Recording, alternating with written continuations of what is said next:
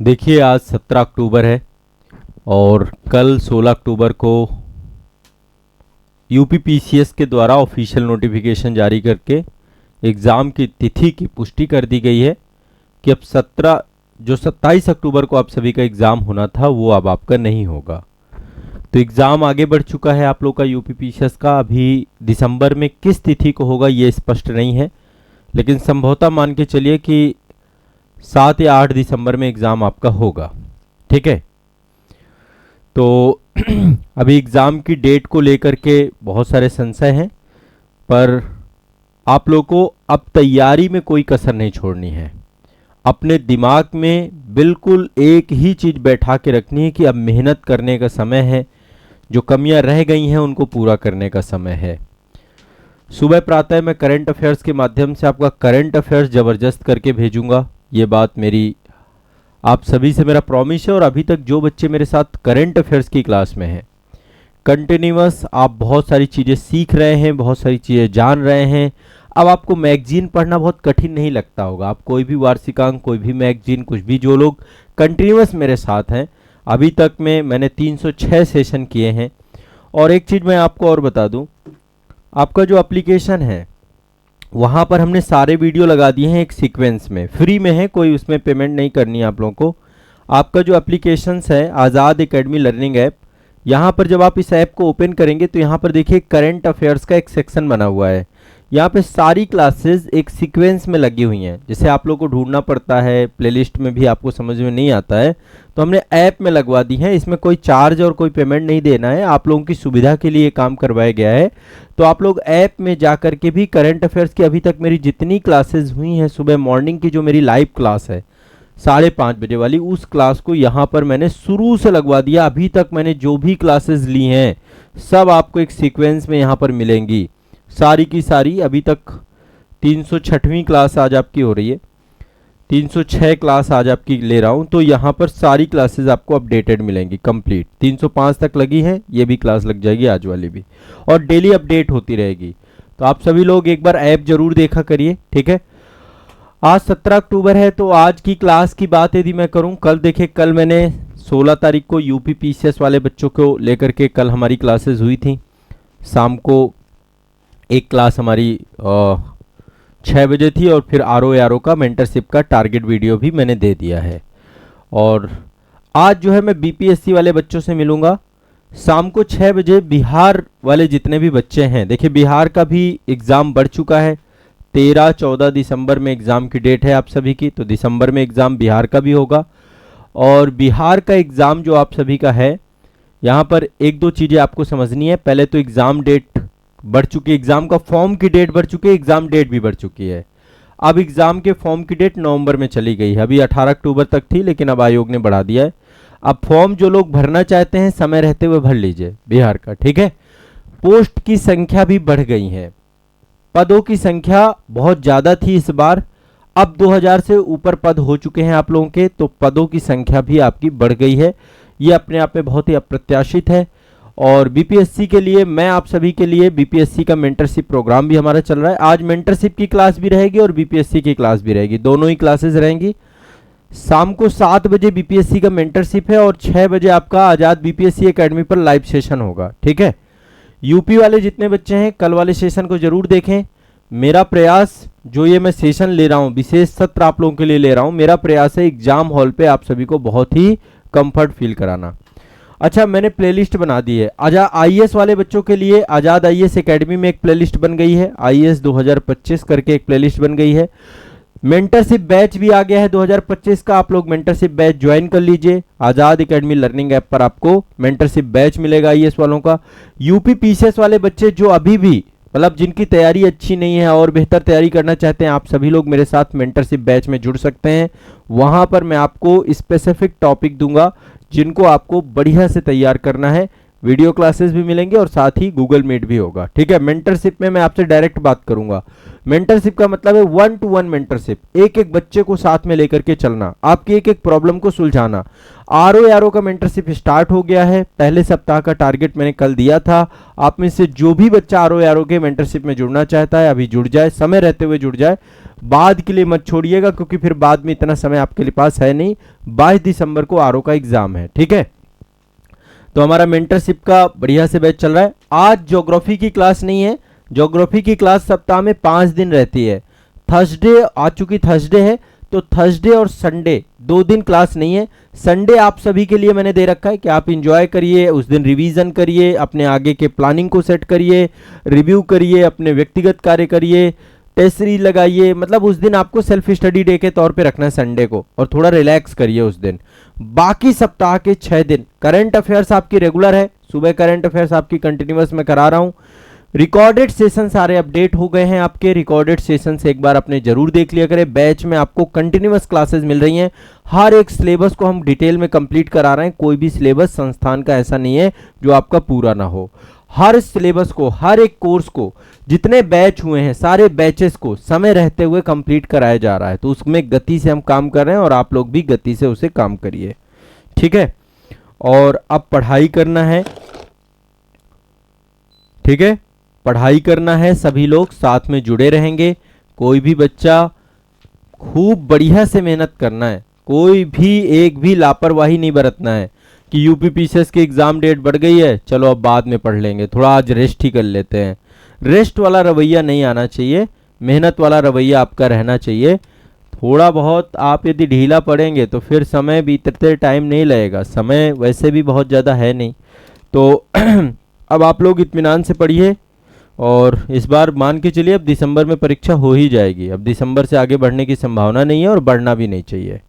बस एक UP PCS को जो सबसे बड़ा मुद्दा है नॉर्मलाइजेशन का, कि नॉर्मलाइजेशन की प्रक्रिया से बचा जाए। एक ही शिफ्ट में पेपर लिया जाए, उसको लेकर के बड़े स्तर पर सभी छात्र और आप सभी का बहुत बृहद स्तर पर सहयोग मिल रहा है। आप लोगों ने कल उत्तर प्रदेश शासन को ज्ञापन भेजा है। बहुत सारे बच्चों ने कल मुझे मैसेज किया था, तो कल आप लोगों ने ज्ञापन भेजा है। बहुत सारे बच्चे कल लगातार, कल इंडियन पोस्ट में अच्छा खासा भीड़ थी, सारे स्टूडेंट लगे हुए थे और अच्छा है। अभी कंटिन्यूअस करते रहना है, मतलब ये बहुत ज़रूरी है।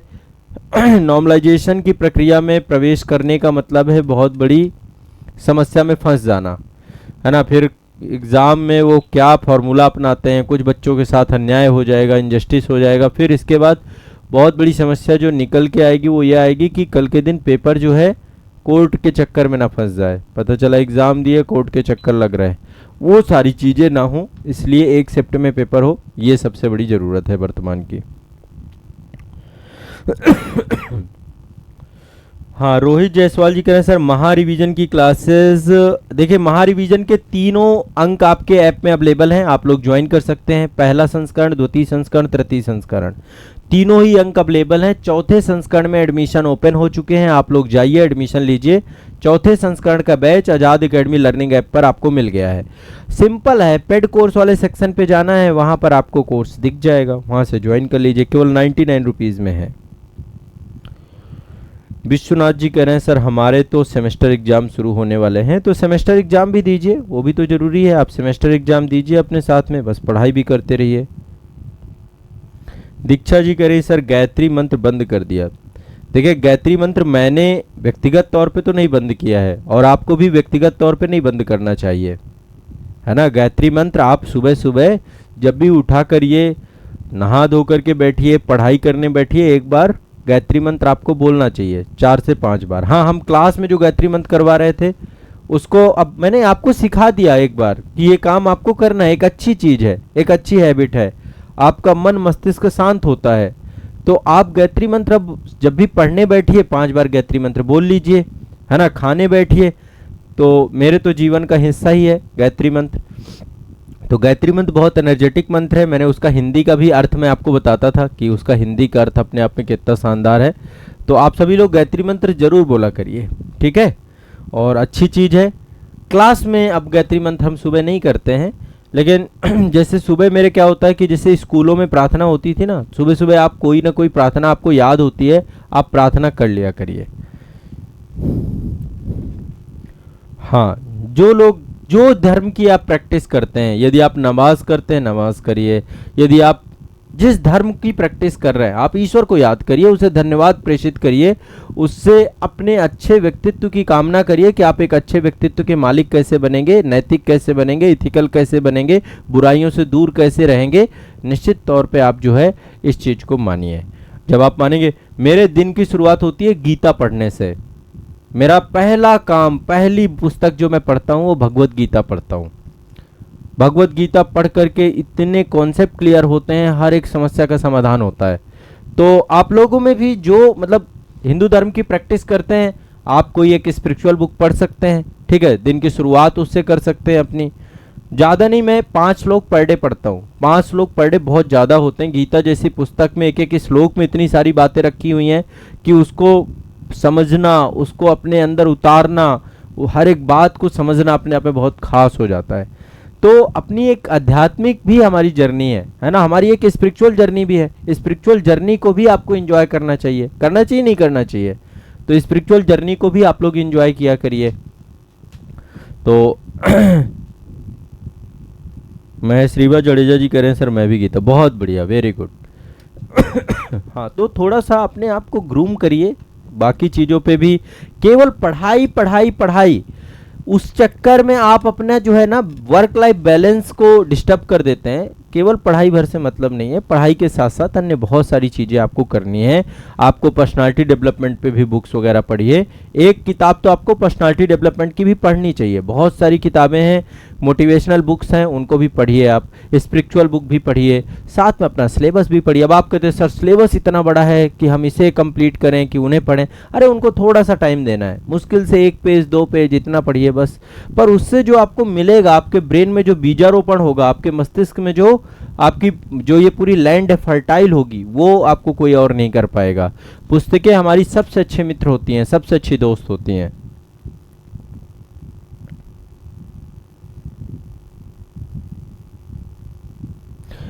रोहित जायसवाल जी, बिल्कुल क्लासेस अवेलेबल हैं। महा रिवीजन की सारी रिकॉर्डेड क्लासेस आपको मिल जाएंगी। तीनों संस्करण के अलग अलग बैच हैं। आप महा रिवीजन, आप ऐप में जाएंगे, वहां पर जाएंगे महा रिवीजन के नाम से, वहां पर आपको सारी क्लासेस मिल जाएंगी रिकॉर्डेड। 4था संस्करण लाइव अभी स्टार्ट होना है, तो वो आपको मिल जाएगा। बाकी सारी सभी रिकॉर्डेड क्लासेस अवेलेबल हैं ऐप में। और सारे जितने बैच है, फाउंडेशंस बैच वगैरह हैं, उनमें भी आपको रिकॉर्डेड प्लस लाइव क्लासेस मिल जाएंगी। तो महा रिवीजन का अलग से सेपरेट बैच है, ठीक है। अर्चना पंडित जी कह रहे हैं सर पर्सनालिटी डेवलपमेंट की कोई बुक बता दीजिए। देखिए बहुत सारे लोग हैं, जैसे डेल कार्नेगी को पढ़िए। डेल कार्नेगी जी की बहुत पुस्तकें आती हैं, एक लोक व्यवहार करके उनकी पुस्तक आती है, यदि समय मिले तो जरूर पढ़िए उनको, है ना। पर्सनालिटी डेवलपमेंट में लुइस एल हेल की आती है, एलन पीच की पुस्तक आती है, एलन पीच की बहुत सारी पुस्तकें हैं। तो बहुत सारे लोग हैं जो जैसे मुझे तो स्वामी विवेकानंद भी बहुत अच्छे लगते हैं। मतलब मैं स्वामी विवेकानंद के जीवन से बहुत प्रभावित हूं, क्योंकि उनकी किताबें भी व्यक्तित्व निर्माण पे बहुत सारी हैं। आप पर्सनालिटी डेवलपमेंट पे विवेकानंद जी को पढ़िए, वो आपके बिल्कुल मस्तिष्क को फर्टाइल कर देंगे, आपके दिमाग की जितनी भी चीज़ें हैं। तो विवेकानंद पढ़ लीजिए। आप कोई भी एक पर्सन लीजिए, उसे पढ़िए, है ना। डेल कार्नेगी ने बहुत सारी किताबें लिखी हैं पर्सनालिटी डेवलपमेंट पे। चिंता छोड़ो सुख से जियो, है ना, उसमें भी बहुत सारी मतलब ब्रेन ग्रूमिंग होगी आपकी, दिमाग को बिल्कुल मज़ा आ जाएगा। आपके दिमाग में डेली बीजारोपण होगा, नए नए चीज़ें सीखोगे, नई नई चीज़ें जानोगे। तो आप लोग को पर्सनालिटी डेवलपमेंट में बुक्स पढ़नी चाहिए। अरविंद कुमार जी, देखिए जो मैं पढ़ाता हूँ ना, लगभग मैं एनसीईआरटी लेवल को ही लेकर चलता हूँ। तो जो आप जिस एग्ज़ाम की भी आप तैयारी कर रहे हैं, जैसे आप आईएएस की कर रहे हैं या किसी स्टेट पीसीएस की कर रहे हैं, तो आप कोई भी फाउंडेशन कोर्स ले लीजिए, आपको एनसीईआरटी की कमी महसूस नहीं होगी, क्योंकि मैं बहुत बेसिक से पढ़ाता हूँ और बहुत डिटेल में पढ़ाता हूँ जी। मेरा एक ही स्लोगन है, शून्य से शिखर तक, शून्य से शिखर तक, जीरो से शुरुआत करके मैं आपको चीज़ों को समझाता हूँ। तो आपको एनसीईआरटी की यदि कोई भी फाउंडेशन कोर्स आप ज्वाइन करेंगे, जो भी आपका एग्जाम है, तो वहां पर आपको इत्मीनान से हर चीज समझ में आ जाएगी, आपको एनसीईआरटी की जरूरत नहीं पड़ेगी। हाँ, यदि आप चाहते हैं तो एक बार एनसीईआरटी की रीडिंग कर सकते हैं। एनसीईआरटी ओल्ड प्लस न्यू की मैंने बुक लिस्ट का वीडियो बना रखा है, उसको आप एक बार रीड कर लीजिएगा, ठीक है।